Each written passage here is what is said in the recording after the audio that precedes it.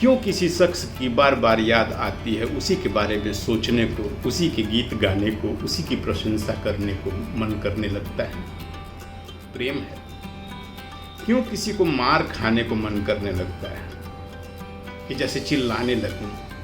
क्रोध है। क्यों किसी से जलन सी महसूस होने लगती है, उसके किसी उपलब्धि को मन पचा नहीं पाता है? ईर्ष्या है दोस्तों। तो हम जो अनुभूति करते हैं, जो महसूस करते हैं, उसके पीछे की मनोवृत्ति को समझ सकते हैं ना। लेकिन एक ऐसी मनोवृत्ति है मित्रों जो छुपा के चली आती है अंदर, हमारे पैसों के पीछे छुप जाती है, हमारी खूबसूरती के पीछे छुप जाती है, हमारे ज्ञान के पीछे छुप जाती है। और सबसे बड़ी बात तो और ख़तरनाक ये है कि वो हमारी ह्यूमिलिटी, विनम्रता के पीछे छुप जाती है, पहचान में नहीं आती है और हमारे व्यक्तित्व को खराब करती है, खोखला करती है, एलियनेट करती है, अकेलेपन में हमें ले आके खड़ी कर देती है मित्रों। घमंड कहते हैं इसको। दूसरे मनोवृत्तियों के पीछे छुप के हमारे अंदर आती है और हमारे व्यक्तित्व को बुरी तरह से प्रभावित करती है। नमस्कार, मैं गजेंद्र अंतर यात्रा के आज की प्रस्तुति में आपका स्वागत करता हूं और आज हम मिल के समझेंगे इस सबसे खतरनाक मनोवृत्ति घमंड को। कैसे ये उपजती है, कैसे ये परिलक्षित होती है, हमको ये कहाँ लेके जाती है और कैसे हम इस पर नियंत्रण पा सकते हैं। चलिए मित्रों, एक एक करके समझते हैं। सबसे खतरनाक मनोवृत्ति है घमंड की। चालाक है, चेहरा छुपा के किसी के पीछे खड़ी हो जाती है, कभी सफलता के पीछे, कभी ज्ञान के पीछे, कभी अमीरी और कभी विनम्रता की चादर ओढ़े चली आती। या आज राजा के सिंहासन पर नहीं, मीटिंग रूम के टेबल्स पर बैठी मिलती है।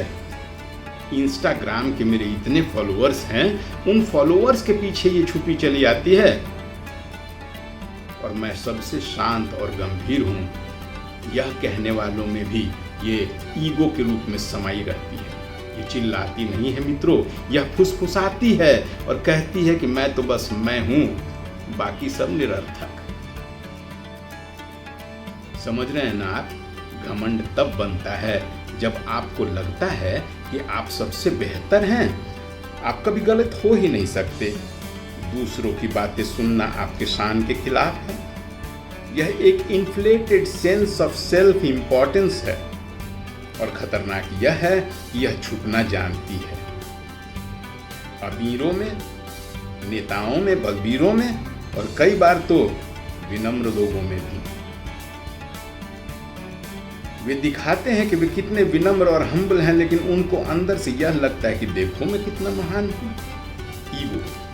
ईगो का नया नाम है। कैसे बनता है घमंड मित्रों? कई कारण होते हैं। सबसे पहला कारण असुरक्षा की भावना होती है। मान लीजिए हम देखने में थोड़े सामान्य हैं, अब इस असुरक्षा की भावना को छिपाने के लिए हम क्या करेंगे?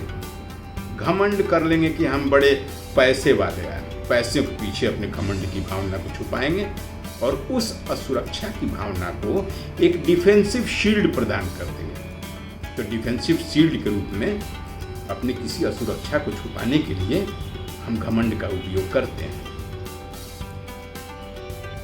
कैसे बनता है? दूसरा कारण है पास्ट सक्सेस। यदि पिछले वाकयों में हम कभी फेल ही नहीं हुए, सफलता ही मिलती गई बार बार, तो हमारे अंदर यह फीलिंग घुस जाती है कि मैं जीनियस हूँ, कर ही लेता हूँ। ये फॉल्स सेंस ऑफ इनविंसिबिलिटी है जो घमंड को लेके आती है। तीसरा कारण नासमझी। जब हम अपनी गलतियों की नासमझी को पहचान ही नहीं पाते, तो घमंड से उसे कंपनसेट करने की कोशिश करते हैं। चौथा कारण हमारे लालन पालन का, अपब्रिंगिंग कैसे हुआ है। यदि बचपन से ही हमें सिर्फ तारीफें ही सुनने को मिली हैं, हर गलती को भी पैम्पर करके हमें पैम्पर्ड चाइल्ड बनाया गया है, तो घमंड हमारे व्यवहार में छलकने लगता है। और पांचवा कारण वैलिडेशन का, इम्पोर्टेंस सीकिंग का। हम अपने हर काम को, हर डिसीजंस को दूसरों से वैलिडेट कराते हैं, हामी भरवाते हैं और इम्पोर्टेंस सीख करते हैं, तो भी हम घमंड दिखने लगते हैं। चलिए समझते हैं घमंड दिखता कैसे है, कैसे पता चले कि हम घमंडी हैं। कई उपाय हैं, खासकर 3 एरियाज में तो स्पष्टता परिलक्षित हो जाता है। पहले डिसीजन मेकिंग में, जब कोई हमको कोई एडवाइस करता है, सलाह देता है, तो हमें लगता है फालतू का आदमी है, मुझे तो सब ही पता है, ये क्या ही नया बता देगा हमको। हम ओवर कॉन्फिडेंट होते हैं, इतना ज्यादा भरोसा अपने आप पर, ऐसा लगने लगता है कि हम कभी गलत हो ही नहीं सकते। तीसरा तरीका है जहां हमको दिखाई पड़ता है घमंड, कि बिना सोचे समझे हम बड़े बड़े रिस्क ले लेते हैं, क्योंकि हमको तो पता है कि हम गलत होंगे ही नहीं। और उस रिस्क के जब हम चपेटे में आ जाते हैं, तब ब्लेम शिफ्ट करते हैं। तो ब्लेम शिफ्टिंग, अपनी गलती कभी न मानना और दूसरों पर शिफ्ट कर देते हैं। उनकी गलती के कारण, उस परिस्थिति के कारण ऐसा हो गया, मौसम के कारण, एक्सीडेंट के कारण, कहीं भी ब्लेम शिफ्ट कर देंगे।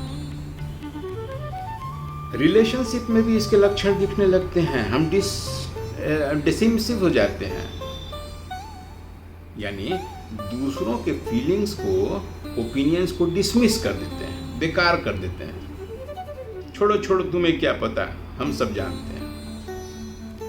और हम दूसरे को कंट्रोल करने लगते हैं, हमेशा सबको अपने हिसाब से चलाने की कोशिश करते हैं और लास्ट वर्ड हमेशा अपने पास रखते हैं। तीसरा, इम्पैथी की कमी हमारे अंदर हो जाती है, यानी दूसरों की खुशी या दर्द को हम समझ ही नहीं पाते हैं। हम सर्वोपरि हैं, दूसरे की क्या समझें। चौथा, हम शेख ही बघारने लगते हैं, हर वक्त अपनी ही तारीफ करते रहते हैं, क्योंकि हमसे बढ़िया कोई है ही नहीं। और पांचवा, सॉरी तो हम बोल ही नहीं सकते हैं, यह तो मेरे नेचर के ही खिलाफ है। सॉरी बोलने से हमेशा कतराना है, बाकी जो कहा लीजिए। पर्सनालिटी में भी इसके लक्षण कैसे दिखते हैं, तो फीडबैक लेने से हम बचने लगते हैं, यानी जब कोई हमारी गलतियां हमको बताता है, अवगत कराता है, तो हम उससे नाराज हो जाते हैं, डिफेंसिव हो जाते हैं, उसको हटा देते हैं पास से, नहीं सुनना चाहते हैं। दूसरे, हम अनहेल्दी परफेक्शनिज्म में विश्वास करते हैं, हर चीज हमें परफेक्ट चाहिए और जो परफेक्ट ना हो उसे हम जज करने लगते हैं। इसके बाद हमारी पर्सनैलिटी में इंटॉलरेंस आ जाता है, यानी दूसरों की छोटी छोटी गलतियों को हम टॉलरेट नहीं कर पाते, नाराज हो जाते हैं। इन सब तरह से हमारा व्यक्तित्व प्रभावित होता है। कहाँ ले जाता है घमंड हमें, क्या कंसिक्वेंसेस होते हैं, क्या होता है ऐसा करने से। पर्सनल लाइफ में गलत डिसीजंस लेते हैं, जो हमारे पर्सनल रिलेशनशिप को, हमारे फाइनेंशियल डिसीजंस को या हमारे करियर के गोल को बर्बाद कर देता है। दूसरे, हम स्टैग्नेट हो जाते हैं, हम कभी ग्रो ही नहीं कर पाते हैं, क्योंकि हम तो सर्वोपरि हैं, हमें कुछ तो सीखना है नहीं, सीखने की जरूरत ही नहीं है। ऐसा करने से रिजल्ट ये होता है कि हम अकेले रह जाते हैं, क्योंकि लोग हमसे दूर भागने लगते हैं। मेंटल इश्यूज जैसे डिप्रेशन हो जाता है, एंग्जाइटी होने लगता है, अकेलापन जैसा महसूस होने लगता है। कैसे हटाएं इस बहरूपिये को अपने अंदर से? हटा सकते हैं, लेकिन कंसिस्टेंट प्रैक्टिस की जरूरत है और असली ह्यूमिलिटी की समझ विकसित करने की जरूरत पड़ेगी। कैसे? सबसे पहले सेल्फ अवेयरनेस, खुद को जानना पड़ेगा। अंतर यात्रा, इंट्रोस्पेक्शन, कि आज दिन में हमने क्या क्या किया और क्यों किया, जो किया सब सही था या कुछ गलत हो गया। अगर गलत हो गया तो किस मनोवृत्ति के कारण गलत हुआ और उसे हम कैसे सुधारें। बस यही डायग्नोसिस करने से आधी समस्याएं सुलझ जाएंगी। दूसरा, फीडबैक लेना अपने फ्रेंड्स से, कलीग से, रिलेटिव से, जो साथ रहते हैं, सहचर हैं, उनसे ऑनेस्ट फीडबैक इनवाइट करना और प्राप्त फीडबैक पर फिर से इंट्रोस्पेक्शन करना कि क्या ये सही कह रहा है, और अगर सही कह रहा है तो कैसे उसको हम करेक्ट कर सकें। तीसरा उपाय है माइंडफुल रहना। जो हम कर रहे हैं उसको अच्छी तरह से सोच समझकर और पूरी तरह उपस्थित होकर करें। और जब भी हमें यह एहसास होने लगे कि ईगो बढ़ रहा है, मैं मेरे व्यक्तित्व से ऊपर जा रहा है, उसको करेक्ट करें। क्योंकि हमसे बेहतर कोई नहीं समझ सकता है कि कब हम अपने आप को ज़्यादा घमंडी फील करने लगे हैं। और सही अर्थों में विनम्रता पैदा करने के लिए हमें ग्रैटिट्यूड यानी धन्यवाद देना सीखना होगा, शुक्रगुजार होना पड़ेगा। अपने आप को दूसरों की परिस्थिति में रख के सोचना पड़ेगा कि उस आदमी की फीलिंग क्या हो रही है, और तदनुसार अपने व्यवहार में मृदुलता लानी होगी। अपनी गलतियों को एक्सेप्ट करके उनसे सीखना होगा। हमें दूसरों की सुनना भी सीखना होगा। डिसीजन लेते समय हमें डेटा ड्रिवन डिसीजंस पर ज़्यादा भरोसा करना होगा, ना कि अपनी मनोवृत्ति और इम्पल्सिव इंस्टिंक्ट पर। अपने निर्णय को थोड़ा अगर समय देंगे, कंक्रिटाइज करेंगे, क्राइस्टलाइज होने देंगे, ना कि हड़बड़ा के डिसीजन इंप्लीमेंट करने लगेंगे, तो रिस्क अवॉइड हो जाएगा। इस तरह से घमंड के साइलेंट किलर को हम नियंत्रित कर सकते हैं। इस बहरूपिये को भली तरह से समझ सकते हैं जो हमें अंदर ही अंदर खोखला करता है। असली ताकत इसमें नहीं है मित्रों कि हम कभी गिरे ही नहीं। ताकत तो इसमें है कि हम जब जब गिरे हम उठ खड़े हो गए, खुद को देख के, पहचान के संभल गए। क्योंकि संभलना ही तो चाहते हैं ना हम सब। कैसी लगी आज की परिचर्चा मित्रों?